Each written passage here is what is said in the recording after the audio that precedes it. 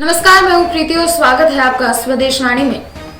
इस समाचार के प्रायोजक हैं डीड्स इंफ्रा, सबका सपना, रांची में घर हो अपना। आइए नजर डालते हैं आज की महत्वपूर्ण खबरों पर। सबसे पहले अंतर्राष्ट्रीय खबरें। अमेरिकी जासूसों के पास चीन के खिलाफ कुछ सबूत मौजूद, WHO को भी क्लीन चिट मिलना मुश्किल। अमेरिकी राष्ट्रपति जो बाइडेन ने देश की इंटेलिजेंस एजेंसीज को कोरोना वायरस के ओरिजिन की सच्चाई पता करने के लिए आदेश दिए हैं। इसके लिए 90 दिन का वक्त दिया गया है। राष्ट्रपति रहे डोनाल्ड ट्रंप ने चुनाव प्रचार के दौरान कई बार ताल ठोककर दावा किया था कि कोरोना चीनी वायरस है और अमेरिकी इंटेलिजेंस के पास इसके लिए सबूत मौजूद है। उन्होंने सही वक्त पर इन सबूतों को सामने लाने का वादा भी किया था। बहरहाल ट्रंप चुनाव हार गए, उसके तमाम वादे और दावे धरे के धरे रह गए। पाकिस्तान में मिला कोरोना वायरस के अत्यधिक संक्रामक B.1.617 वेरिएंट, मचा हड़कंप। पाकिस्तान के शीर्ष स्वास्थ्य संस्थान ने कहा है कि यात्रियों पर प्रतिबंध के बावजूद भारत में पहली बार पहचाने जाने वाले कोरोना वायरस के अत्यधिक संक्रामक B.1.617 वेरिएंट का पहला मामला देश में पाया गया है। पाकिस्तान में पत्रकारों पर बढ़े हमले, कानून प्रवर्तन एजेंसियों से निष्पक्ष जांच की हुई मांग। पाकिस्तान में पत्रकार सुरक्षित नहीं है, उनके खिलाफ हमले बढ़ चुके हैं। देश के एक प्रतिष्ठित अखबार ने इस पर चिंता जाहिर करते हुए कानून प्रवर्तन एजेंसियों से निष्पक्ष जांच की मांग की है। अब नजर डालेंगे राष्ट्रीय खबरों पर। गोवा में फिर बढ़ा कर्फ्यू, अब 7 जून तक नियमों का पालन करना होगा। कोरोना के बढ़ते प्रकोप के चलते गोवा में 7 जून तक सुबह 7 बजे तक कर्फ्यू बढ़ा दिया गया है। 31 मई तक पिछली बार कर्फ्यू बढ़ाया गया था। प्रदेश के मुख्यमंत्री प्रमोद सावंत ने इसकी घोषणा की थी। बता दें कि इस वक्त कोरोना की दूसरी लहर से देश जूझ रहा है। संक्रमण की बढ़ती रफ्तार को देखते हुए अधिकतर राज्यों में लगातार लॉकडाउन और नाइट कर्फ्यू को बढ़ाया जा रहा है। टाइगर स्टेट का रुतबा कायम रखेगा मध्य प्रदेश। सिर्फ संरक्षित क्षेत्रों में ही मिले 150 शावक। पिछले 4.5 महीनों में देश में सबसे ज्यादा मध्य प्रदेश में 22 बाघों की मौत के बाद सवाल उठ रहा था कि मध्य प्रदेश टाइगर स्टेट का रुतबा कायम रख पाएगा या नहीं। इसका जवाब प्रदेश के जंगलों ने दे दिया है। अकेले संरक्षित क्षेत्रों में 150 से ही ज्यादा बाघ शावक देखे गए हैं।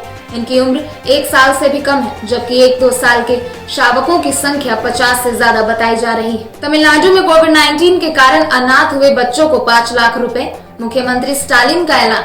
तमिलनाडु के मुख्यमंत्री M.K. स्टालिन ने शनिवार को कोरोना वायरस की वजह से माता पिता दोनों को खोने वाले बच्चों को 5 लाख रुपए देने की आर्थिक सहायता का ऐलान किया है। इस क्रम में कोविड केयर लिंक के अंतर्गत आने वाले बाल स्वराज पोर्टल पर भी ऐसे बच्चों के आंकड़ों को अपलोड करने को लेकर बाल अधिकारों के संरक्षण के लिए काम कर रहे राष्ट्रीय आयोग की ओर से निर्देश दिया गया है।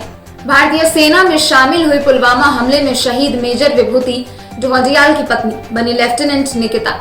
साल 2019 में जम्मू कश्मीर में हुए पुलवामा हमले में शहीद मेजर विभूति शंकर ढोंडियाल की पत्नी निकिता कौल ने शनिवार को इंडियन आर्मी ज्वाइन कर ली है। निकिता इंडियन आर्मी में लेफ्टिनेंट बनी है। उन्होंने आज भारतीय सेना की वर्दी पहन मेजर विभूति शंकर को श्रद्धांजलि दी। अब नजर डालेंगे झारखंड बिहार की खबरों पर। 2 दिन की बारिश भी नहीं झेल पाया झारखंड विधानसभा का नया भवन, कॉरिडोर की फॉल सीलिंग गिरी। चक्रवाती तूफान यास जाते जाते झारखंड को बर्बादी के कई निशान दे गया।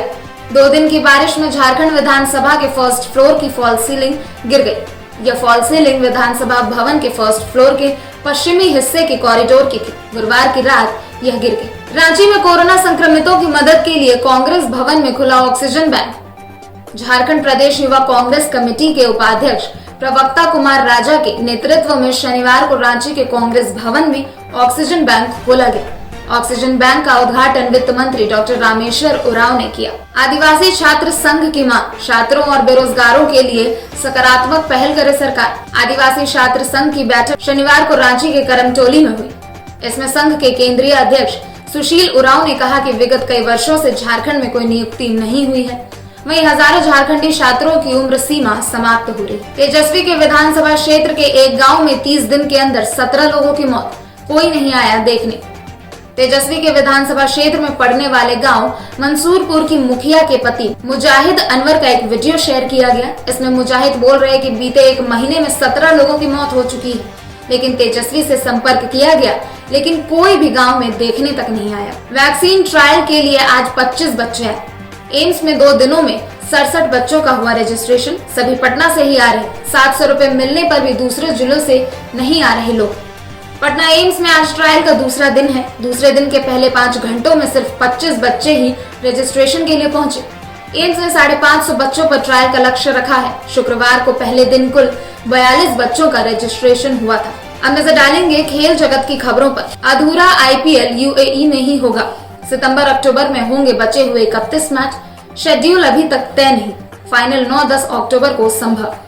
बीसीसीआई ने आईपीएल के बाकी बचे 31 मैचों को यूएई में कराने का फैसला ले लिया है। शनिवार को ही स्पेशल जनरल मीटिंग में इसके यूएई के दुबई, शारजाह, अबू धाबी में कराने को लेकर मुहर लगाई गई।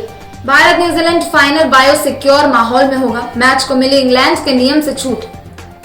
इंग्लैंड की जमीन पर कदम रखने के साथ ही दल के सभी सदस्य सीधे हैम्पशायर बाउल स्थित होटल पहुंचेंगे और वहां एक बार फिर से सभी खिलाड़ियों सहित तमाम आने वाले लोगों का कोविड-19 टेस्ट किया जाएगा। इस टेस्ट के बाद ये लोग आइसोलेशन सेंटर में जाएंगे। ये थी आज की महत्वपूर्ण खबरें। कल फिर मिलेंगे इसी समय पर। तब तक के लिए बने रहें स्वदेशवाणी के साथ और साथ ही देश और दुनिया से जुड़ी बड़ी खबरों के लिए हमारी ऑफिशियल वेबसाइट www.swadeshwani.com पर लॉगिन करें। धन्यवाद। अगर आप हमारा चैनल देख रहे हैं तो प्लीज इस चैनल को लाइक, शेयर और सब्सक्राइब जरूर करें ताकि हम आपको देश विदेश तक की खबरों से अपडेट रख सकें। स्वदेश वाणी।